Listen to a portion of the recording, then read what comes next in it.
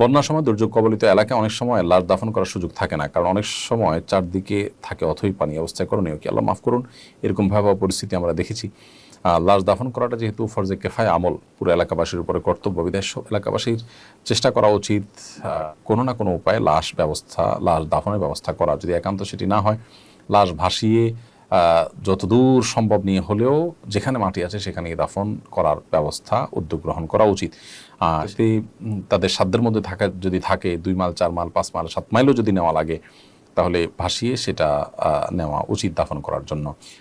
কোনো কোনো এলাকায় দেখা যায় যে দাফন করতে না পারার কারণে তারা লাশ ভাসিয়ে দেন এবং একটা চিরকুট লিখে দেন, লাশ যেখানে যাবে সেখানে দাফন করা হবে এবং আপনারা দাফন করেন, এরকম দাফন করবেন লাশ পেলে, সেরকম করে লিখে দেওয়া হয়। এটাও একটা প্রক্রিয়া ভালো, যে নিজেরা যদি যাওয়ার মতো সুযোগ না থাকে। বাট এরকম বাংলাদেশের প্রেক্ষিতে আমরা বলতে পারি বেশিরভাগ ক্ষেত্রেই এরকম পরিস্থিতি খুব কমই হয়।